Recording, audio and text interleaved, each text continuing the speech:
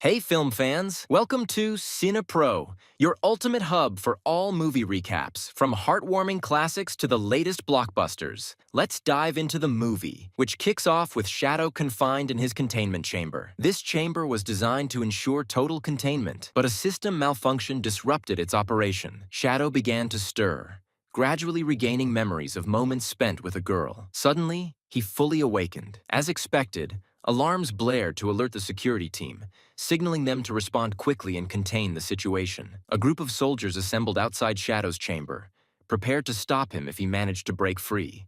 And indeed, Shadow awakened and obliterated the chamber in his escape. The security team had little time to react. Shadow, with his extraordinary speed, began to vanish and reappear unpredictably. No one could track him as he appeared behind each guard, taking them down one by one with unparalleled strength and speed. After neutralizing the guards, he effortlessly demolished the entire building. Upon escaping, Shadow discovered that he had been held in a maximum security prison situated in the middle of the ocean. However, the location was irrelevant to him. With his incredible speed, Shadow ran across the water and made his escape with ease. Meanwhile, we are introduced to the beloved hero cherished by millions, Sonic. Alongside him are his loyal friends, Knuckles and Tails, who were preparing for a race. Their leader, Tom, and his wife, Maddie, were also present, enjoying what seemed to be a peaceful and happy life together. The race began in a flash, with everyone determined to prove they were the fastest. Sonic, noticing the others pulling ahead, decided to unleash his extraordinary speed, crossing the finish line in record time. Just as he prepared to celebrate, he realized the others had already beaten him. Bewildered, he exclaimed, "How?" but graciously accepted his loss and approached them to offer his congratulations. When he touched them, he discovered they were holograms. Startled, Sonic quickly returned to investigate and realized the race had been a distraction. It was all part of a surprise birthday celebration planned just for him. Overwhelmed with joy, Sonic celebrated with his friends, delighted by the unexpected party. At the same time, Shadow arrived in a bustling city, overwhelmed by the sudden crowd and chaos. He glanced at a giant screen displaying the year 2024 and realized that he had been imprisoned for 50 years. Just as he began to process this, he found himself surrounded by an overwhelming number of security forces. Irritated, he addressed them sharply. "What do you think about leaving me alone?" Meanwhile, at Sonic's location, a military plane landed, and a woman emerged, informing them that General Walters urgently needed Sonic's team to handle the chaos in Tokyo. Sonic was thrilled at the idea of being sought out by the military for a rescue mission. Without delay, Sonic, Tails, and Knuckles boarded the plane and headed to the location where Shadow was causing havoc. As they jumped from the plane to join the action, a tank was hurled in their direction, but Knuckles quickly intercepted it, catching it as if it were a mere toy. When Shadow noticed their arrival, he approached them, prompting Sonic to ask, "Why do we look alike?" Shadow, uninterested in the question or the answer, had already made up his mind to oppose Sonic the moment he saw him descend from the military plane. Dismissing them, he turned to leave, but Knuckles chose to follow him. Before Shadow could even react, Sonic, utilizing his unparalleled speed, began to toy with him, treating him as if he were insignificant. Shadow retaliated with a devastating attack, but Sonic regrouped his team, preparing for a collective counterattack. However, before they could act, Shadow vanished and reappeared behind them, completely catching them off guard. Displaying his dominance, Shadow overpowered the team with ease and left them defeated before continuing his escape. Determined to stop him, Sonic gave chase. The pursuit was electrifying, with Shadow surpassing the speed of his motorcycle while Sonic pushed his own limits to keep up. Just as Sonic managed to grab hold of the motorcycle, he was shocked to see a train barreling towards them. Yet, in an instant, Shadow disappeared and reappeared on the other side of the train. Sonic, overwhelmed by the intense speed, grew dizzy. When he finally regained his bearings, he was stunned to find himself handcuffed by Shadow without even noticing it happen. This encounter revealed the unimaginable extent of Shadow's speed, leaving Sonic in awe. When Tails and Knuckles arrived, Sonic quipped, "I handcuffed myself for technical reasons I can't explain right now." Determined to uncover more about Shadow, the team sought out General Walters for answers. The general began recounting Shadow's story, explaining, "Dory, when you arrived on this planet, you found someone to care for you and felt safe here. But sadly, when Shadow came, he encountered nothing but betrayal, hatred, and destruction." He continued, revealing that Shadow had arrived on Earth 50 years earlier on a meteor. Discovered by humans as a child, Shadow's extraordinary powers drew the attention of scientists who subjected him to relentless experiments. They sought to understand and exploit his abilities, using him for industrial purposes and even as a potential source of energy. One fateful day, during a demonstration of his powers, Shadow accidentally triggered a massive explosion that destroyed the laboratory, resulting in numerous fatalities. This incident marked the beginning of Shadow's deep mistrust and resentment toward humanity. As a result, the government stepped in, arresting the project leader and imprisoning Shadow. Consumed by fear of his uncontrollable powers, they resorted to torturing him in an attempt to understand and suppress his abilities. Eventually, they made the decision to seal him in a preservation capsule, designed to keep him in eternal slumber. The general, who had been responsible for overseeing Shadow's containment mission, confessed that Shadow hadn't escaped on his own. Someone had deliberately awakened him and facilitated his escape, although they had no clue who it could have been. Only a select few even knew of Shadow's existence. In the midst of their conversation, Sonic suddenly noticed an alarming number of robots surrounding them, poised to attack. Acting swiftly, he alerted everyone and managed to save the general from an incoming missile. As they recovered, they realized they were completely surrounded on all sides. Out of nowhere, a mysterious figure on a motorcycle appeared.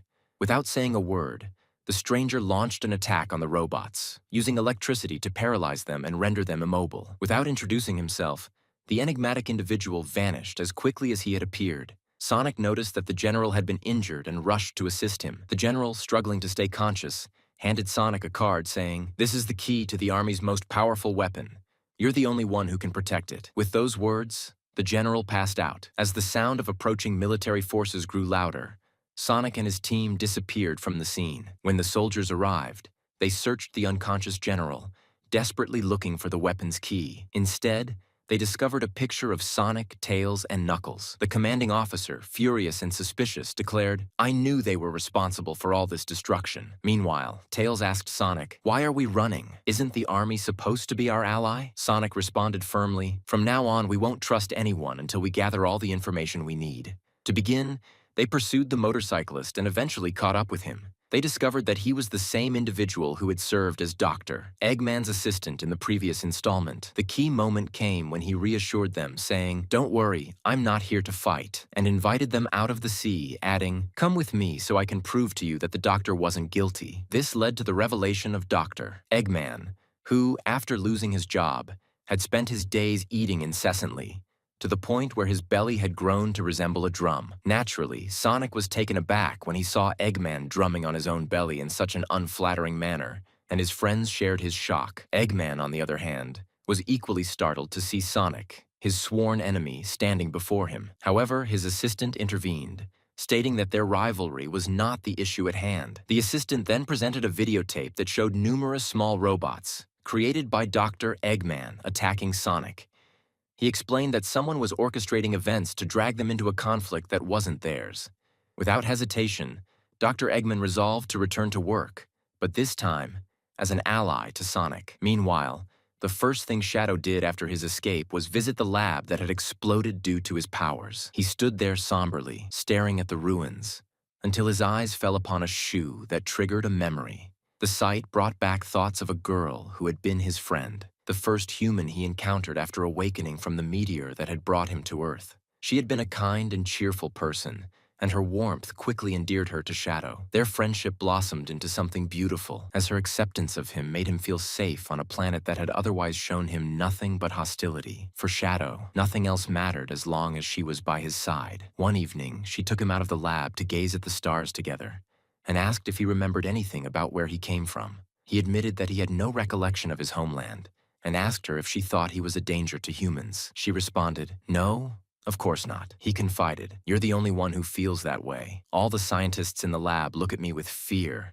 as if I'm a bomb ready to explode." She reassured him, saying, "You're my friend. I'm not afraid of you, and I believe there is goodness in your heart." He was suddenly pulled out of these memories by the sound of a voice behind him. Turning to see who it was, he found the professor responsible for the lab that had exploded. The professor told him that he had been expecting him. Meanwhile, the group decided to split up to search the area more efficiently. Eggman suggested to Sonic, "Come with me so we can learn to trust each other a little." Sonic agreed, saying, "You're right." They paired off, each going in a different direction. As Eggman and his assistant walked, they felt the presence of someone behind them. Turning around, They were startled to see Shadow flying silently behind them. His sudden appearance terrified them, causing both to scream. In another part of the lab, Eggman and Sonic discovered pictures of Shadow with his friend, the girl. Sonic found the idea heartwarming, that Shadow had someone who cared for him like family. But before anyone could react further, Shadow suddenly attacked Sonic without warning, declaring, "I warned you many times to stay out of my way." And just as abruptly as he had appeared,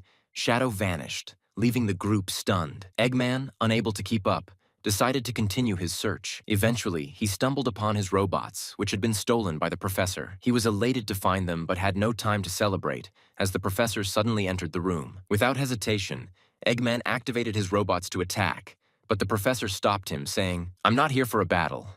I borrowed your robots to bring you here for the sake of our family.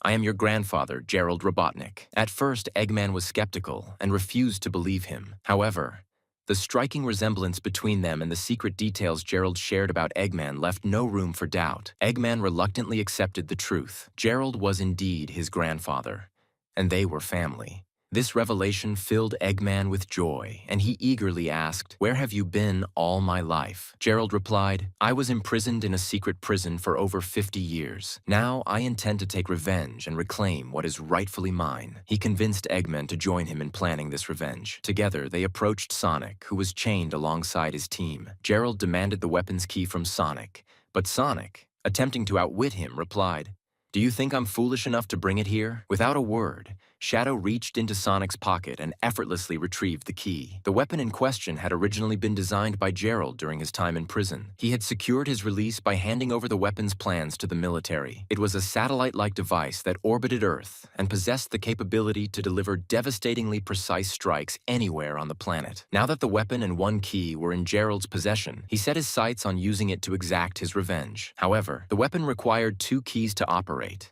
and the second key was secured at military headquarters. Eggman assured Gerald, "Don't worry, I'll help you get the second key." As they prepared to leave, Sonic made a desperate attempt to convince Shadow not to assist them. But Shadow, indifferent to Sonic's pleas, activated a weapon resembling a black hole. The weapon began to pull everything around it into its vortex, creating a scene of chaos. Sonic and his friends narrowly escaped being consumed by the gravitational force, saving themselves at the last possible moment. When they finally emerged, they turned back to witness the terrifying sight of the entire area vanishing into the black hole. Gerald, Eggman, and Shadow watched the destruction unfold, convinced that they had eliminated Sonic and his friends. Eggman, ecstatic, turned to his grandfather and said proudly, "In one moment you achieved what I've been trying to do for years."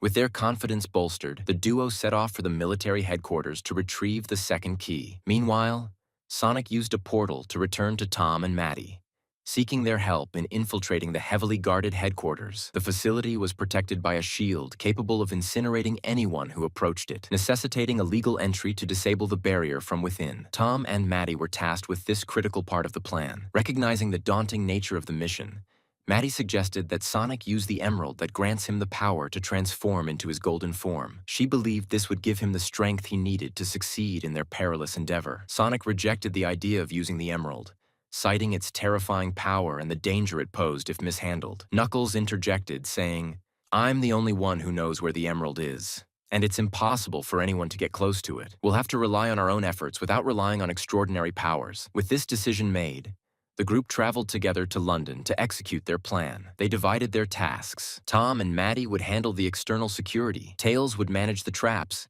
and Sonic's job was to steal the second key swiftly. The plan also included a contingency for destroying the headquarters roof to ensure Sonic's escape. To facilitate their entry, they accused Maddie of using devices to alter their appearances, making them look like part of the security team. The deception worked, allowing them to enter the building without suspicion. Maddie then disguised herself further to assist General Walters by accessing a secure room with her fingerprint. However, complications arose when the person Maddie was impersonating showed up unexpectedly. Acting quickly, they managed to evade detection and continued their mission. Once inside the control room, they inserted a flash drive, enabling Tails to hack the system. While doing so, they discovered another flash drive, which turned out to belong to Dr. Eggman. At the same time, Eggman and his grandfather Gerald were sneaking into the facility, while their assistant remained outside with Shadow. Inside their hiding spot in the sewage system, Eggman and Gerald discussed their plan. "When we get the second key, we will rule the world.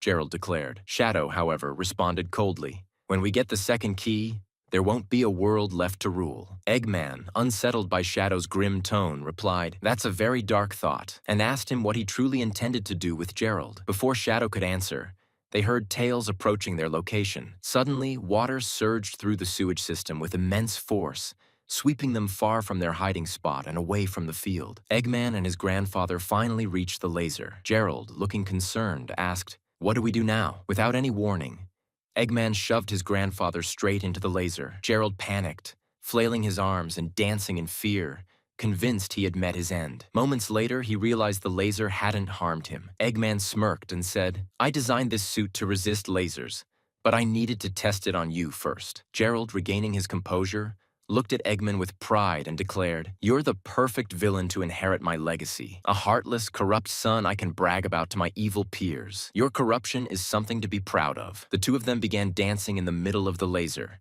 creating a ridiculous and over-the-top duet, their bellies wobbling in sync as they celebrated their shared villainy. Meanwhile, Tails, monitoring the scene through security cameras, saw their antics and quickly informed Sonic that Eggman and Gerald were getting closer to their goal. Sonic, impatient as always, decided not to wait for Tails to disable the traps and chose to act immediately. With Tails' assistance, he narrowly avoided the first obstacle just in time and managed to confront Eggman before he could grab the key. Eggman made a desperate attempt to snatch the key, but the gravity in the room suddenly intensified, pulling both him and his grandfather to the ground and immobilizing them. Sonic rushed to retrieve the key, but to his surprise, the gravity beneath him was completely nullified. He began to float helplessly, unable to move or use his speed. At that moment, General Walter's assistant entered the scene, smirking triumphantly. "Thank you for falling into my trap," she said. Soldiers quickly surrounded the area, capturing Tails, Tom, and Maddie. With a sinister tone, she announced, "You will all serve me forever." Sonic communicated with Knuckles via radio, signaling that it was time for him to act. Knuckles unleashed his full strength, striking the building from above, shattering the glass shield, and launching an assault on Walter's assistant. He seized the device controlling the gravity in the area and attempted to free Sonic by destroying it. However, this caused the entire floor to react chaotically, sending some objects and people flying while pinning others to the ground. The assistant tried to reach the key but was pulled down by the gravity alongside it. The key ended up between her and Eggman, and both began crawling desperately toward it, each determined to claim it first. The gravity's intensity caused the ceiling's metal to bend downward, forming spear-like protrusions. If anyone fell, they risked being impaled. Sonic, unable to move due to the intense gravitational force, noticed a large rock about to fall on them. Summoning every ounce of strength, he managed to save them just in time. In the process, he destroyed the gravity control device, returning everything to normal. With gravity restored, the assistant quickly grabbed the key before Eggman could and attempted to escape. However, Tom, disguised as General Walters, intercepted her and commanded her to hand over the key. Intimidated, she complied and handed it over. As she walked away, Tom informed his team that he had secured the key. Before Tom could leave, Shadow appeared before him. Shadow's hatred for General Walters, who had imprisoned him in the capsule, consumed him. Without hesitation, he attacked Tom with all his fury and strength. The assault left Tom unconscious. Shadow took the key from him, but as he was about to leave, he realized Tom's disguise had vanished. Shocked, Shadow discovered that the person he attacked was not Walters. At that moment, Sonic arrived and saw Tom lying unconscious with Shadow standing beside him. Rushing to his friend, Sonic tried to revive Tom, but his efforts were in vain. Shadow stood silently, his expression heavy with regret, as memories of his own loss resurfaced. Standing next to his only friend, next the girl, trying to revive her after she died in an explosion. Breaking the silence, Shadow said, "What have you done?" Sonic, his voice firm, replied, "What I had to do," before vanishing from the scene. Maddie, Tails, and Knuckles arrived to check on Tom, whose condition remained uncertain. Meanwhile, the authorities apprehended Eggman and his grandfather, who had already surrendered. However, Shadow intervened at the last moment, eliminating all the surrounding forces and handing the second key to them. He then escorted them to the weapons control device. Once there, Gerald revealed to Eggman that he had designed specialized suits for both of them. After putting on the suits, Eggman's assistant emerged from the water and urgently contacted Eggman, warning him that Gerald was deceiving him and harbored far darker intentions than Eggman could fathom. Eggman, dismissing his assistant as a traitor, refused to listen and returned to his grandfather to proceed with their plans. They activated the weapon, which surfaced from the depths of the sea for the first time, fully operational and ready to unleash destruction. An ambulance arrived to take Tom to the hospital, with Maddie accompanying him. Sonic, overwhelmed with grief and anger, resolved that he must stop Eggman and Gerald and avenge his friend at any cost. He turned to Knuckles and demanded the emerald, but Knuckles refused, saying, "You can't use it for revenge. Doing so will consume the goodness in your heart." Sonic, determined, declared that if Knuckles wouldn't give him the emerald willingly, he would take it by force. A fierce battle ensued, with Knuckles nearly overpowering Sonic. However, Knuckles ultimately relented, saying, "We must trust each other. I must honor my promise, even if you break yours." He handed over the emerald but warned Sonic, "To use it, you must first defeat the terrifying warrior who guards it. He is incredibly powerful and wields the emerald as if it were a mere hockey puck." Sonic went to face the warrior. Upon meeting him, Sonic said, "Take it for yourself." The warrior replied, "I can't. My life has been dedicated to protecting it." Despite this, Sonic managed to take the emerald from him. Harnessing its power, he transformed into Super Sonic. Using his newfound abilities, Sonic unleashed all his speed to reach the weapon, which had already launched into space. He began preparing the weapon to be disabled, knowing that every second counted to prevent catastrophic destruction. As Sonic reached the critical moment, he confronted Gerald, asking if this destruction was truly what Maria, his companion, would have wanted. Gerald coldly replied, "I'm not doing this to fulfill Maria's wish. I'm doing this because these people deserve destruction." Gerald walked away, lost in thought, remembering a moment when he had burst into a room where Shadow was playing with Maria. He had told them urgently, "Move quickly to escape from here. They want to take you away." They attempted to flee, but security forces pursued them, prepared to open fire. General Walters tried to intervene, pleading with the soldiers to hold their fire because there was a child with them. Despite his efforts, a stray shot struck a cluster of explosive containers, triggering a massive explosion. Maria was caught in the blast and died, though her death wasn't caused by those they had initially blamed. When Shadow recalled these agonizing memories, his rage consumed him entirely. Determined to exact his revenge on humanity, he began circling the weapon at incredible speed, pushing it to its maximum power. Watching the events unfold, Eggman turned to his grandfather in shock and said, "You're going to destroy the planet." Gerald, unshaken, replied, "That's the goal. I want revenge on everyone. Not just the planet will be destroyed, even we will die with it." Eggman, horrified, protested, "Destroy the planet? That's insane. I wanted to rule it, not destroy it." At that moment, Shadow approached them and announced, "The weapon is ready. The launch codes are set, and it will fire in 10 minutes. Shadow was driven by the belief that he was delivering justice for his only companion, Maria. As they stood amidst the chaos, something small and impossibly fast appeared on the horizon. In the blink of an eye, Sonic arrived, seizing Shadow and dragging him into space to confront him alone. Sonic declared, "I'm going to destroy you, just as you hurt my family." Shadow countered, "You're taking revenge, just like I'm avenging the death of my family." Their battle escalated as they plummeted back to Earth at full speed, creating a massive and terrifying explosion upon impact. Shadow appeared behind Sonic, landing a devastating blow that nearly separated the emerald from Sonic's grasp. Sonic, realizing the danger, rushed to retrieve it, but Shadow moved just as quickly. In the decisive moment, both of them reached for the emerald simultaneously, their fates intertwined. Both Sonic and Shadow transformed into their super forms, becoming Super Sonic and Super Shadow. It quickly became evident that Super Shadow was significantly stronger than Super Sonic, relentlessly attacking him. Sonic struggled to gather his strength, resisting with all his might.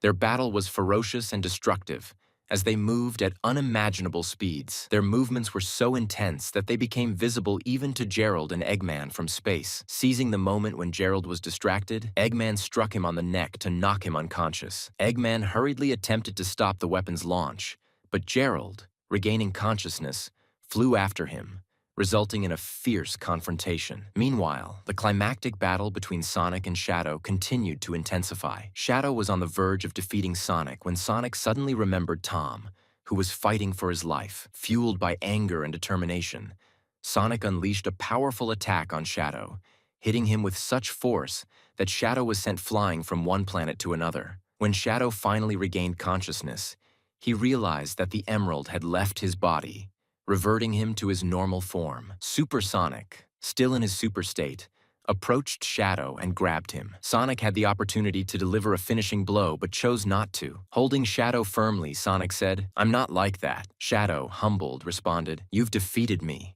Take your revenge and claim your right." Sonic, with wisdom, replied, "No one wins by taking revenge." Shadow looked up at the sky, gazing at the stars, and recalled Maria. He said softly to Sonic, "The last time I sat under the stars like this, I was with her. All I've known since then is pain." Sonic, empathizing, replied, "When I lost Longclaw, I felt pain too, but I realized that love is stronger than pain. The love I shared with my family was greater than the pain of losing her. I never let revenge consume me." As the sun began to rise, bathing them in a warm glow, the two sat together on the moon, looking toward Earth. In that serene moment, they reconciled and forged a friendship. Shadow admitted that everything that had happened had been a mistake. Sonic reassured him, saying, "You and I will fix it together." Uniting their powers, they transformed into their super forms once more and flew with all their strength toward the weapon to prevent it from destroying Earth. Tragically, Gerald had already destroyed the systems that could stop the launch. Barely able to stand,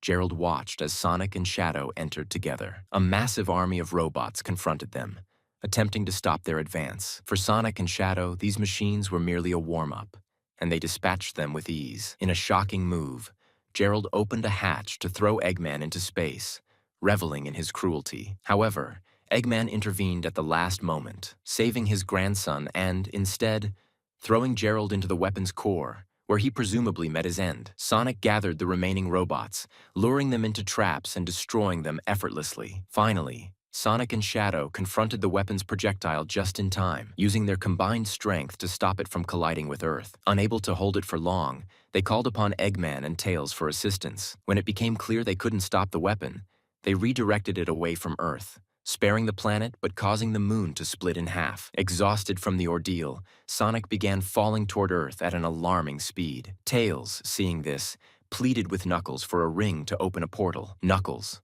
holding his last ring, chose to use it wisely. He threw Tails toward Earth with all his strength to reach Sonic more quickly. Meanwhile, the weapon started breaking apart, threatening to rain destruction on Earth. Shadow asked Eggman to help stabilize it for as long as possible while he worked to push it further away. Tails, descending at such high speed that his body temperature began to rise dangerously, finally caught up to Sonic, saving him just in time. Super Shadow, mustering every ounce of his remaining strength, managed to push the weapon farther away from Earth. In his final moments, Eggman expressed heartfelt regret to his assistant, apologizing for not listening to him sooner. Watching the broadcast, the assistant was deeply moved by Eggman's words as the battle came to its dramatic conclusion. Shadow continued pushing the weapon with all his strength as it began to disintegrate.